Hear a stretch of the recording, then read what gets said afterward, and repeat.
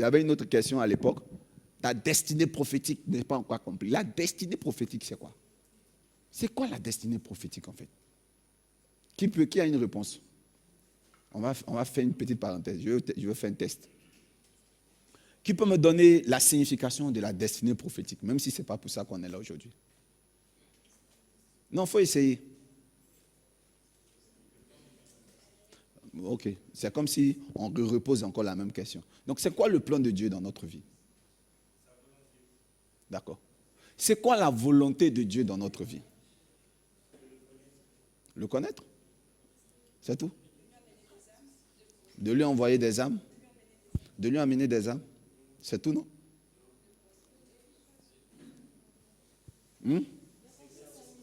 Je n'ai pas compris. C'est d'être sauvé. Qui? Toi? D'accord, vous voyez, non? Donc, quand on dit destinée prophétique n'est pas accomplie, à toi, un chrétien, mon frère qui dit que c'est que tu sois sauvé, un prophète vient et puis te dit, hey Joe, ta destinée prophétique n'est pas accomplie. Viens. Ah, oui, d'accord. Et puis tu suis. Mais après, il faut t'arrêter pour dire, mais attends, je le suis pourquoi? J'ai déjà donné ma vie à Jésus, je suis sauvé. Est-ce qu'on se comprend? Ok, d'accord. Sois béni. Donc, elle a dit, c'est d'envoyer des âmes à où? À qui? De ramener des âmes au Seigneur. Ok. Ça, c'est compréhensible. Donc, si tu as gagné une seule fois une âme à Jésus, la destinée prophétique a accompli. Hein, maman?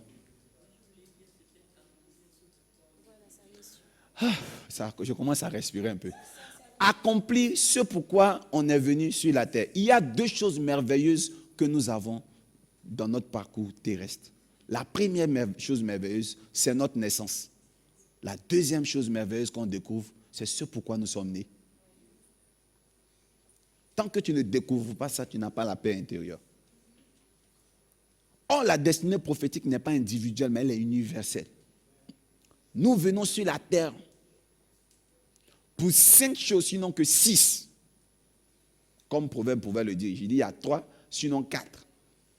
Les 5 choses sont rencontrer Dieu. Quelqu'un a dit ça. Hein? Il faut dire rencontrer Dieu. Lorsque nous venons sur la terre, nous venons d'abord amnésiques. Parce que tout ce qu'on a vécu dans le ciel, on ne connaît pas. Parce qu'on vient du ciel ou pas. On est aveugle. On descend par la tête. C'est pour ça même qu'on est amnésique. Parce que tu cognes la tête, tu es aveugle, tu ne sais rien. On est nu. Et l'homme a 3 âges. L'inconscience, la conscience et la prise de conscience. Oui, maman, parce que quand tu nais, tu es inconscient, tu ne sais même pas ce que c'est qu'une injure, tu ne sais pas ce que c'est que le feu. À un moment donné, tu es conscient de ce que c'est que le feu. À partir de l'âge de 7 ans, tu es conscient. Tu connais les injures, tu es conscient. Pour les garçons, à l'âge de 8 ans, 9 ans, ils commencent à avoir de petites érections. Donc, on est conscient. On fait la différence entre les plaisirs et les autres choses. On grandit comme ça, on a la confiance. Donc, jusqu'à 50 ans, on est conscient. Mais la prise de conscience, c'est un autre âge de la vie. Mais ce n'est pas en fonction de la date de naissance. C'est en fonction de la maturité de vie. Tu es non seulement conscient que la drogue est une mauvaise chose, mais tu prends conscience et tu arrêtes. C'est ça les 3 âges de l'homme. Est-ce que quelqu'un comprend la différence? Mais le scientifique, il te dira autre chose. Hein. Il va te dire l'enfance, l'adolescence, mais de façon spirituelle. Dieu, il voit quelqu'un qui est âgé, quelqu'un qui a pris conscience de la vie. Donc tu peux avoir 16 ans et puis tu es posé comme une personne qui était censée avoir 40 ans. Par contre, il y a des hommes qui ont 50 ans, mais qui sont encore vraiment dans des pantalons slim, pincho, avec des mocassins, avec des trucs. Tu le vois encore dans des endroits en train de faire des trucs d'enfants. Est-ce que lui, là, il a pris conscience? Il est bien conscient de ce qu'il fait, mais n'a pas encore grandi. Donc, lorsque nous naissons dans l'inconscience, nous ne connaissons pas encore Dieu. Amen. Après un moment donné, nous sommes conscients que Dieu existe, mais nous n'avons pas encore pris conscience de lequel est vrai. Après, quand nous prenons conscience, nous rencontrons Dieu. une partie de notre destinée prophétique est accomplie. La deuxième chose que nous devons avoir dans notre destinée prophétique, ce pourquoi Dieu nous envoie sur la terre, c'est pour l'argent.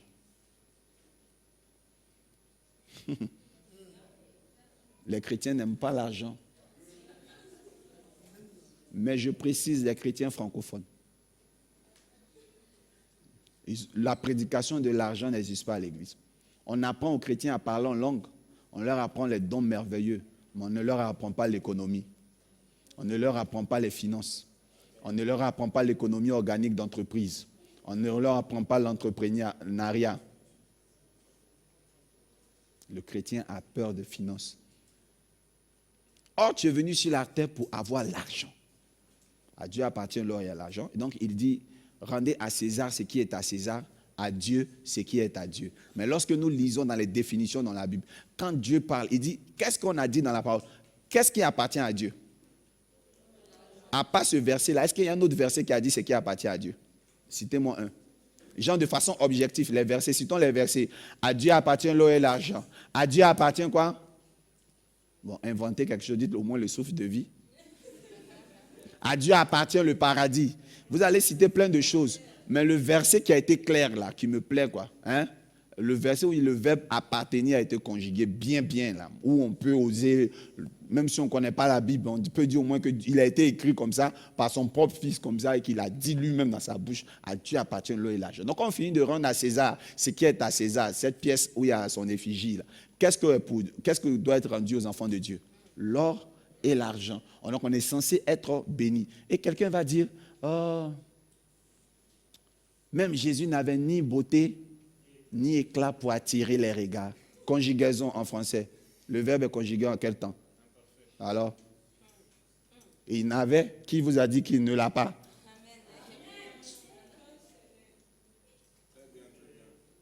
Il n'avait ni beauté ni éclat. Est-ce que vous savez ce qu'ils ont fait à son manteau quand il est mort? Les gens ont lutté ça. Ils ont tiré au sort. Jusqu'au jour d'aujourd'hui, c'est au musée Memorium. Allez en Israël, il y a une partie au Vatican. Mais la qualité est puissante jusqu'au jour d'aujourd'hui. Sans produire assez de produits conservateurs. C'est là. Très beau. C'était très joli. Il s'habillait très bien. Il était classe. Et ce qui a été précisé, aucun styliste modéliste ne réussira à le faire. La Bible dit que sa tunique était sans couture. Ça veut dire que pour qu'on ait le manche sur le corps de l'habit, le fil n'est pas passé. Alors que le styliste modéliste le plus puissant me réussit à faire ça.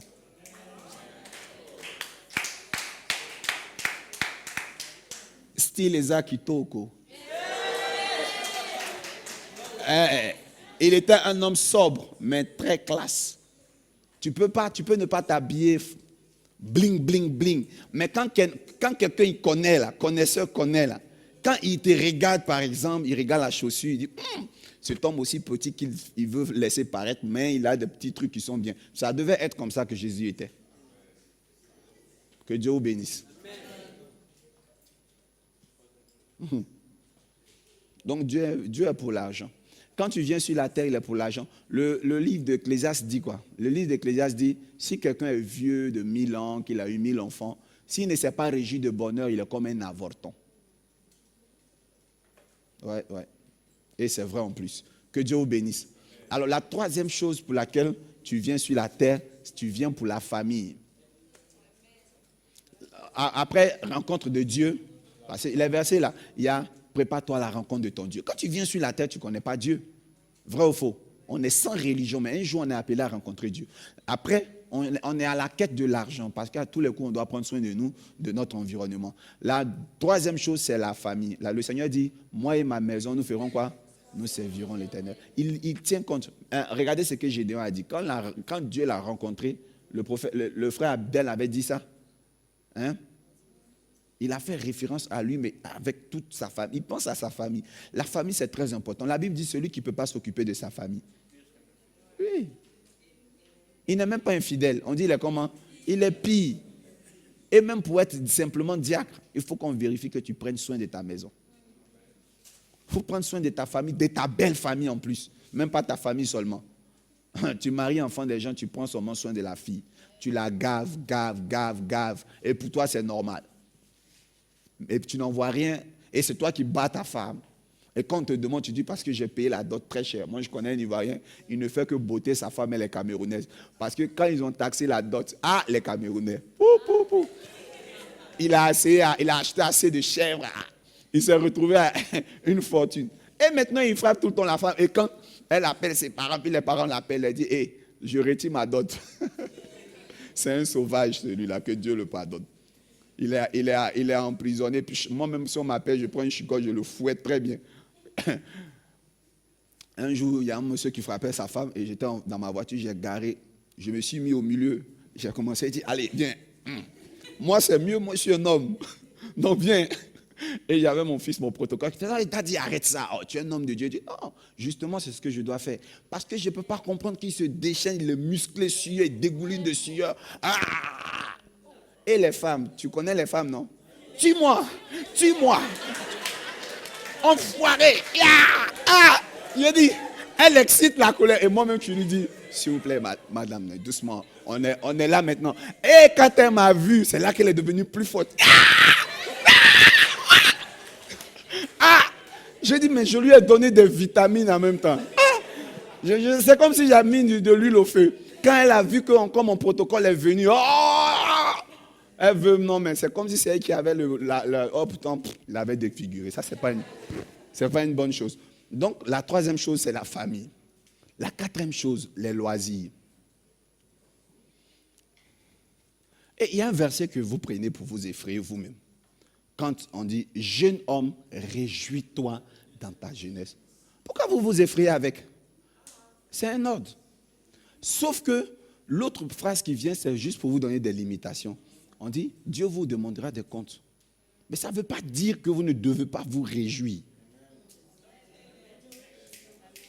Le verbe réjouir n'est pas pervers. La réjouissance, c'est une ordonnance de Dieu. Mais il dit, réjouis-toi dans ta jeunesse. Mais sache que pour tout cela, Dieu te demande. Donc, Dieu même va te demander des comptes si tu ne t'es pas réjoui. Pourquoi? Prenez tout simplement Ecclésiaste. Prenez Ecclésiaste 6. Il dit, si tu es venu dans ce monde que tu ne t'es pas réjoui de bonheur, tu es comme un avorton. Et il y a une sanction. Tu n'as pas réjoui ton âme de bonheur. Or, tu es venu sur cette terre pour te réjouir. Alors, qu'est-ce que vous avez fait? Vous avez donné toutes les belles plages à la sirène des eaux. Vous n'y allez plus. Et si seulement vous avez donné la plage à la sirène, c'était bon. Encore la petite piscine, on va aller se baigner en été quand il fait chaud. Là encore, vous avez donné à la sirène des eaux. Et encore, vous avez donné KFC à la sirène des eaux. On ne peut plus sortir. On vous avait donné Disneyland à la sirène des eaux. Bon, ok, restons à la maison. Et un carreau, deux carreaux, un carreau. On va mourir, on va aller adorer Dieu au ciel. Alléluia. Ton âme doit se réjouir parce que plus tu te réjouis, ça te donne envie de chercher l'argent pour aller te réjouir encore. Ce message-là fait mal aux avares, ça c'est sûr. Donc, quatrième chose, c'est les loisirs. Se réjouir, voyager, ça fait du bien. Cinquième chose pour laquelle tu es venu sur la terre, le mariage. Le mariage, c'est la cinquième chose. L'homme quittera son père et sa mère. Le mariage est une ordonnance divine. À part ceux qui font les vœux comme Paul, les prêtres, tout ça. À part eux là. Sachez que le mariage, c'est un ordre. Pourquoi le mariage, c'est la cinquième chose? Dieu dit, à part le deuxième jour où Dieu n'a rien dit, mais tout le reste des jours, Dieu a dit, et il est écrit, et Dieu vit que cela était bon. Maintenant, lisez votre Bible, le deuxième jour, il n'a rien été dit. Est-ce que vous saviez ça? Vous saviez ça? Quelqu'un a remarqué ça? Le deuxième jour, rien n'a été dit. Mais c'est les autres jours. Dieu dit, c'est bon, c'est bon. Bon, est-ce que quelqu'un qui est un ingénieur, quand lui-même il finit de trouver que c'est bon, il peut accepter que quelqu'un vienne lui dire que c'est pas bon? Dieu, le plus grand ingénieur, dit tout était bon. Et puis Adam se lève, il se sent seul. C'est de l'ingratitude ou c'est de la vérité? Mais ça ressemble à l'ingratitude. Dieu te crée, toi tu ne payes pas courant, tu ne payes pas l'eau, tu manges cadeau, tu dors cadeau, tu te plains encore. Il se plaint pourquoi? Parce qu'il a senti que dans son anatomie, il manquait quelque chose. faut dire Amen. J'ai déjà introduit ça à quelques filles. Il manque quelque chose, n'est-ce pas? Ma soeur vient. Bon, maintenant, beaucoup le font. Hein. Vous, la chaussure est pink, c'est ça, non? C'est rose. Bon, si tu portes une chaussure marron ici c'est violet. Les gens diront que tu es comment? Un peu extravagante. C'est pas ça? Bon, maintenant, il y a une mode qui permet ça. Mais avant, on va te dire, pourquoi tu fais ça? N'est-ce pas? Ou bien si tu portes deux chaussures qui ne sont pas pareilles, je te donne ma chaussure, tout le monde va te regarder, vrai ou faux? Dieu nous a créés avec l'esprit et l'instinct symétriques. Il y a un inspecteur de police qui s'appelle Monk, Andrea Monk. Quand quelque chose est déplacé, il va redresser ça. Dieu nous a créés comme ça. Elle a combien d'yeux? Venez, maman, s'il vous plaît. Elle a 2 yeux, n'est-ce pas? Elle a 2 oreilles ou pas? Elle a 2 bras, 2 mains. À l'intérieur, il y a 2 poumons. On est d'accord? Elle a 2 poumons. Même le cerveau est divisé en deux parties identiques. Mais elle a combien de cœurs? Elle a combien de cœurs? Un seul cœur. C'est là le problème d'Adam. Adam a senti que ici, il y a un cœur, mais là, il n'y en a pas. Donc, il demande, papa, est-ce normal? Il dit, normal quoi? Le truc est là. Où est l'autre? Parce qu'il y a, mais et ça, où c'est? Et puis le Seigneur, il a fini par comprendre. Il a fini par comprendre quoi? Que comme on est symétrique, que ce soit complet. Amen. Pour le cœur, c'est très important. Amen. Donc, tout ne se divise pas deux. Même quand ce n'est pas en 2 parties, l'unique, même si c'est l'œsophage, hein, même si c'est l'intestin grêle, le gros intestin, tout ça, on va arriver à cette fin. Maintenant, quand il s'agit du cœur, on a envie de diviser, on a envie de couper. Mais lui, il n'a pas envie. Il sent qu'il y a... Quand vous regardez de plus près, il y a une maman qui est en médecine, il y a d'autres qui sont en médecine aussi. Bon, pour ceux qui maîtrisent mieux l'anatomie de l'homme, vous voyez la branche qui retient le cœur comme un fluide. Là. Vous voyez, non? Le cœur est là, mais il y a un truc qui le retient. Là. Quand vous regardez de l'autre côté, il y a la même branche qui est là, mais il n'y a pas de cœur dessus. Quand vous dessinez, vous ne voyez pas? Un tuyau qui sort pour retenir le cœur, et puis un autre il y a un cœur qui manque. Donc, sûrement tout ça, quand Adam découpait les animaux, il découvrait, il dit, mais il doit avoir un problème là. Alors, Dieu crée la femme, et il est écrit quelque chose. Il dit, l'homme quittera son père et sa mère, s'attachera à sa femme, et tous deux, une seule chair. Ok, soyez bénis. Quelqu'un dit avec moi, une seule chair. Donc, maman, tu viens. Alors, quand elle est comme ça, où se trouve son cœur? Ici? Ici ou pas? Et moi, où se trouve mon cœur? Ici aussi. On est d'accord? Bon, moi, je suis son mari.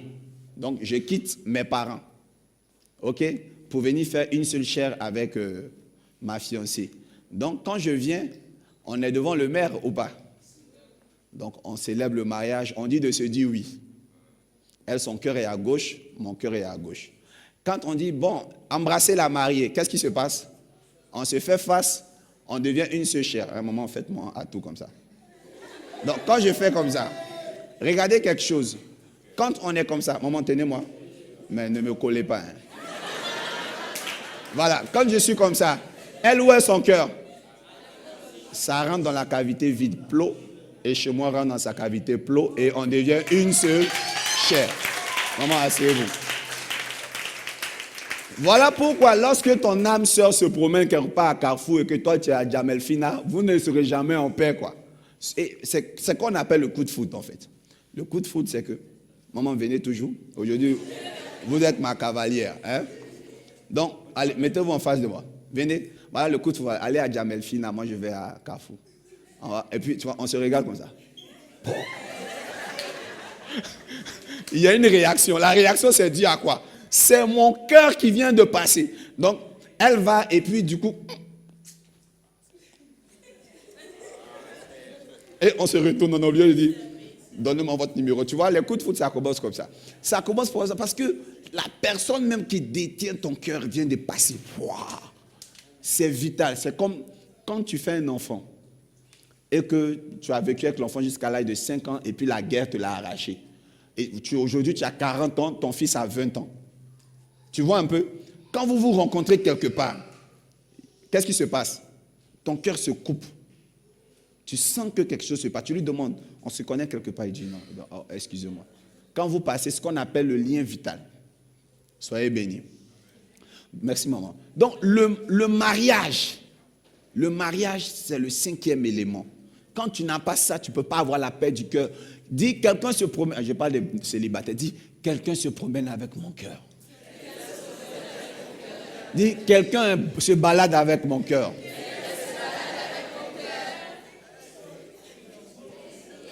Voilà, soyez bénis. Donc, acclamons pour le Seigneur Jésus. Voilà les 5 étapes les 5 éléments de la destinée prophétique. Maintenant, le 6e élément, c'est la santé. Well-being. La santé. Maintenant, revenons à la case départ. Destinée prophétique, c'est ces 6 éléments. Fermez les yeux et réfléchissez. Pourquoi les hommes viennent à l'église ou vont dans la religion? Pour rencontrer Dieu, pour avoir l'argent, pour la famille, pour les loisirs, pour le mariage et la santé. Ceux qui ont parfois l'argent n'ont pas Dieu. C'est pour ça qu'on dit qu'ils n'ont pas la destinée prophétique accomplie. Ceux qui ont Dieu n'ont pas parfois l'argent, ont problème de santé. C'est pour ça que la destinée prophétique n'ont pas accomplie. Ceux qui ont déjà rencontré Dieu ne sont parfois pas mariés ou n'ont pas l'argent, mais sont dans la famille. On va citer jusqu'à... Maintenant, dites-moi, à part ce que j'ai cité, pourquoi un homme est en quête de quelque chose sur la terre? Trouvez-moi quelque chose. Pour que moi je puisse ajouter un 7e pour ne pas que je fasse une erreur dans une autre vie. Aidez-moi à terminer mon fascicule. Trouvez quelque chose. Oui. Le savoir. La célébrité. La sécurité. Donc, j'ajoute 1.7. 1.8, sécurité et quoi? Le savoir. Ok. Et donc, quelqu'un vient sur la terre pour le savoir. Pardon? La connaissance, c'est ça. Donc, le savoir.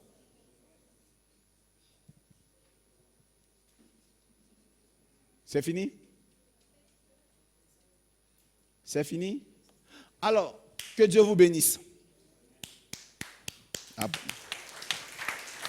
Alors, le savoir, tenez-vous debout. La connaissance, tenez-vous debout. Voilà. Félicitations. Très bonne réponse. Parce que c'est quelque chose d'essentiel qu'on cherche sur la terre. Bien. Maintenant, je vais vous demander. Est-ce que vous savez que... D'abord, on va définir. Qu'est-ce que vous entendez par la connaissance? L'intellectuel. C'est ça, non? La science de ce monde, tout ça. C'est vrai ou pas? Ok. Qui a un compte Facebook? D'accord. Qui a créé Facebook?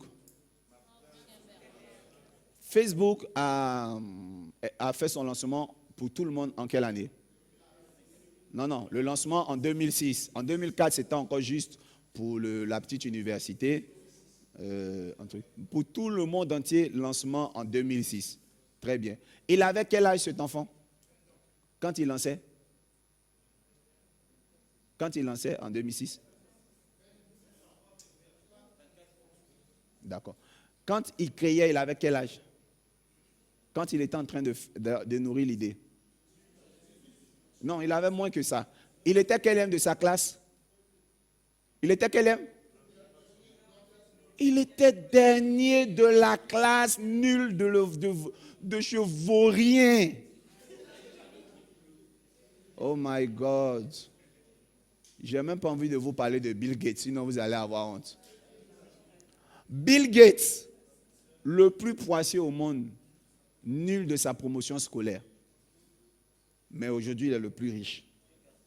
Il faut dire Amen. On ne parlera même pas des cas, tout ça. Mais je vais prendre les gens de votre contemporain.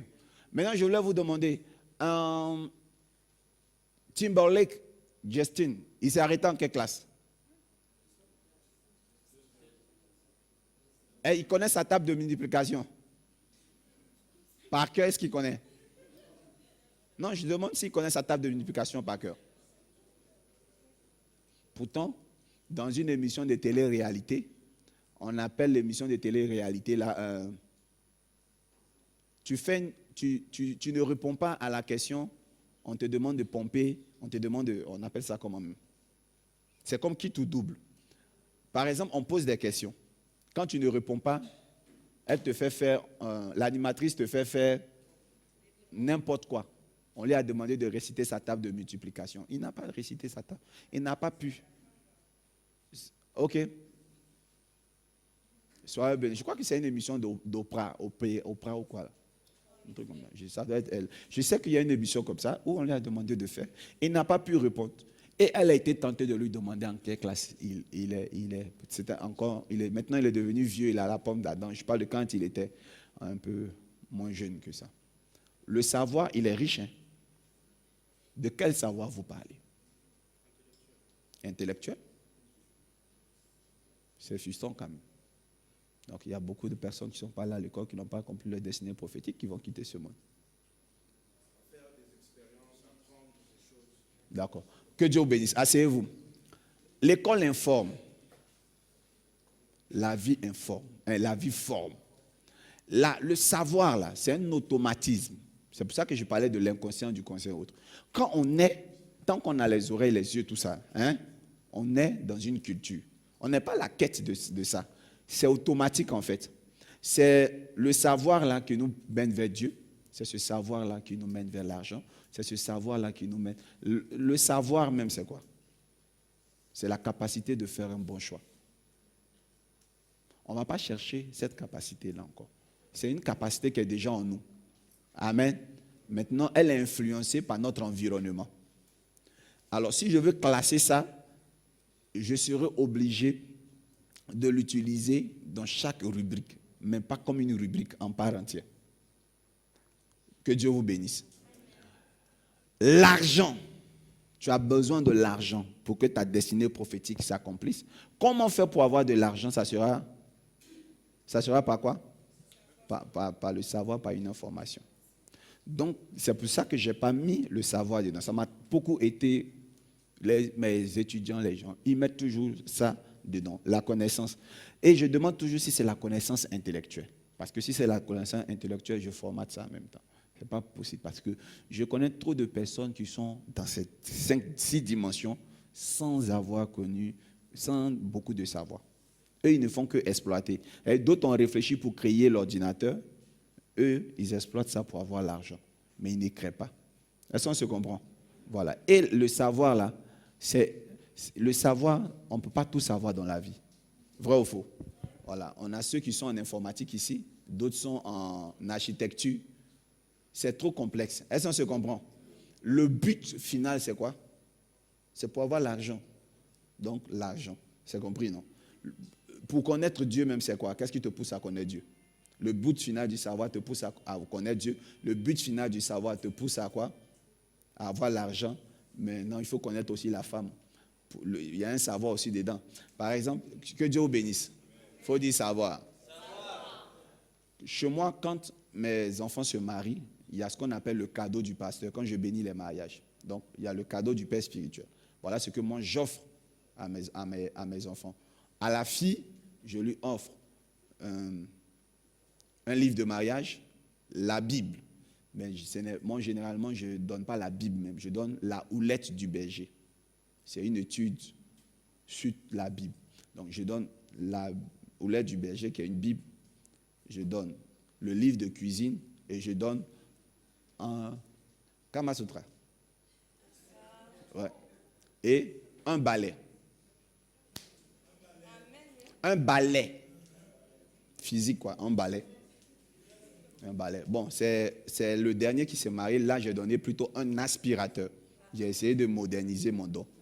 Mais sinon, avant, je donne un balai. C'est symbolique, ça veut tout dire. Ça veut dire que quand la femme rentre dans le foyer, elle doit connaître la Bible, elle doit avoir un livre de cuisine, un balai, et voilà. Et voilà. Et le dernier truc que je ne dis pas le nom, il y en a deux types. Il y a un type qui est pornographique et très pervers et très païen. Est-ce qu'on se comprend? Mais il y a un autre type qui est très... comment on appelle ça? Qui a assez de pudeur en fait. On montre comment ça se passe, mais les chemins là, les caricatures sont habillées en fait. Donc c'est tout. C'est des choses que vous devez savoir. À l'intérieur, on parle de beaucoup de choses. C'est bon, non? Donc il y a le savoir, mais dans un peu de tout. Donc je n'ai pas encore mis cela à l'intérieur. Que Dieu vous bénisse. Voilà. Donc on peut dire que quelqu'un qui vient sur la terre, qui n'a pas encore le savoir, n'a pas atteint sa destinée prophétique. On peut dire, hein, mais ça ne pèse pas comme tout ce que j'ai cité. OK? Parce que je pense que on ne va pas venir sur la terre pour chercher notre cerveau. On est d'accord, non? On l'a déjà. Maintenant, on va avec ça à la quête de beaucoup de choses. Et quand tu as rencontré Dieu, c'est pour ça que le Seigneur Jésus disait que je suis le chemin. Mais il dit, la vérité t'affranchira et tu seras comment? Réellement libre. Que Dieu vous bénisse.